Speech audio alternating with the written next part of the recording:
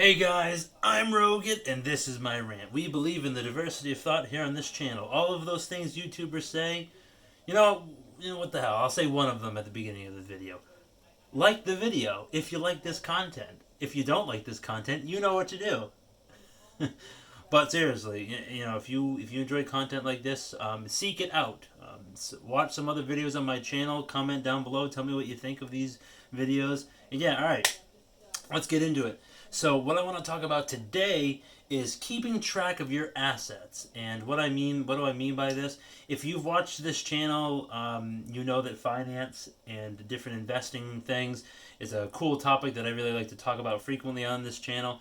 So, I thought it'd be a good idea that if you are like minded and you think the same way and you like to do those things, it's a good idea to keep track of your assets and update them as much as you want. Like you could update them every day, weekly, bi-weekly, monthly. It's a good way to track your investments and see how they perform over time. If they grow or if they shrink, or like if they're growing, or if they're if they're shrinking, reassess your strategy and figure out how to make it grow. Because over time, I mean, this isn't going to make you a millionaire overnight. That's not what this is about. This is about, you know, slowly or mid-range speed growing your assets over time, so you can, and like I've talked in other videos like the dividend snowball or like precious metals or, cryptos, anything related. Now, what I do is I use Google Sheets because I have a Google Pixel book, but you can use Excel if you I mean Excel is probably the thing most of you have, or I don't know what the Mac equivalent of Excel is, but it's whatever. So you can use whatever you want. You can use a Word document.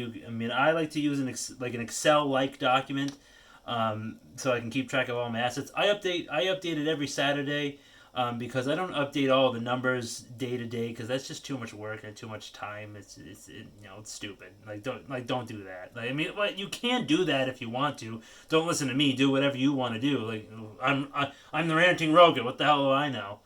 But what I track is my metals, my crypto, my bank assets. What I have in my checking and my savings. I deal with a few banks.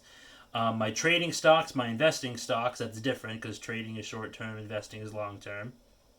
Duh. I mean, not duh. I mean, everyone learns this at some point. My cash assets. So the emergency cash that I have, and the collectible currency that I has that holds value. My IRA with Vanguard. The debt that I have, like the student loan debt that I have. That's another thing to keep track. If you're a millennial or a Gen Zer, you probably should know your net worth and put it, so you know how much debt you still have to pay off. And even if you have a car payment, you can put the car debt on there. I have no car payment because, I have a used car. It's an '07 Civic. I love the hell out of that thing, but I paid that off within a year. And, yeah, so I don't have a car payment.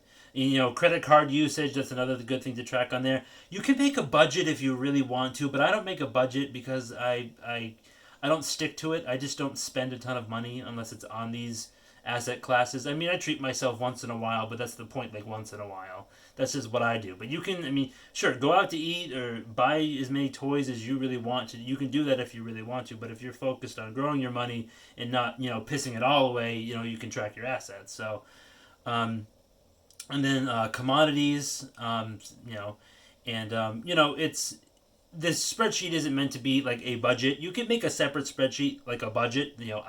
Probably should, but I don't really feel like it because I think it's I think budgets are a waste of time because you never really like if you completely make a list of items that all your money goes to every single year. You're very regimented, and how do you really fit in those things where you treat yourself? You can, but do whatever you want. So.